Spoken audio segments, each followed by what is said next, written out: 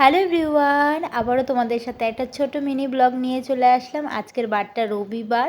তো রবিবারের সকালে ঘুম থেকে উঠে বেড তো ক্লিন করে নিয়েছি। তারপরে এখানে সকালে আজকে ব্রেকফাস্টে করেছিলাম একটু খিচুড়ি আর আলু ভাজা।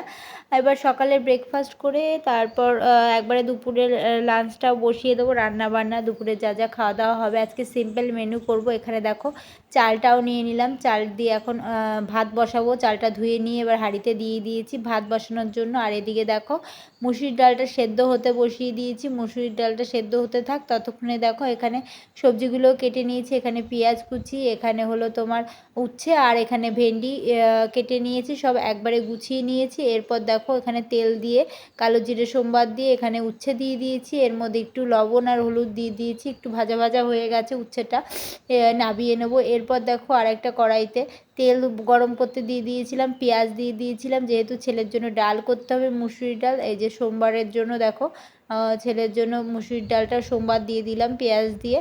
আর এদিকে বেগুন ভাজা করব, ওর জন্য লবণ আর চিনি মাখিয়ে রেখেছি বেগুনটায়।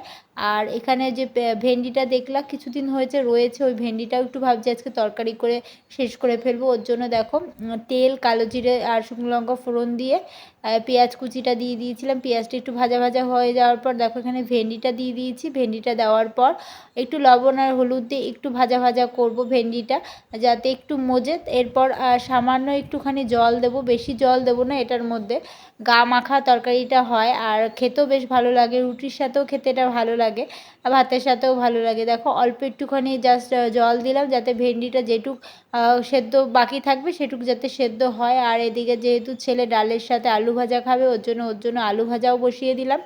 আলু ভাজা বসিয়ে দেওয়ার পর এরপর ঘরে চলে আসলাম ঘরের কাজগুলো সারার জন্য। দেখো এখানে ঘরে চলে এসেছি, ঘরটাও মুছে নিলাম।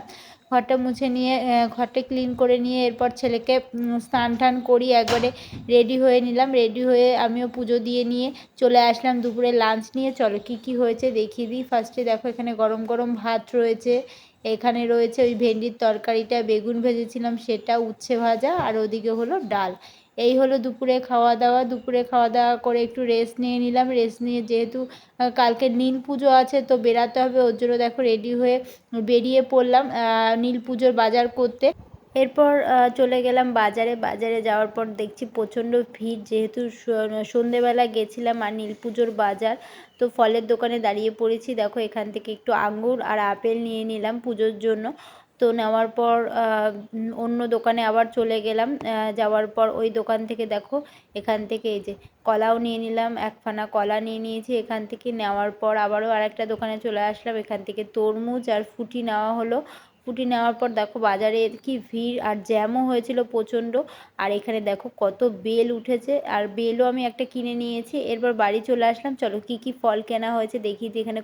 এখানে তো আঙ্গুর আপেল রয়েছে, সাথে আছে বেল, তরমুজ, ফুটি, কলা, আর নীল পুজোয় যেটা মেন লাগে আম। এইসব কেনাকাটা 5 ফল আর হলো এখানে আম নিয়েছি। চলো ভিডিওটা আজকে এখানেই শেষ করছি। তোমাদের কেমন লাগলো জানিও। টাটা।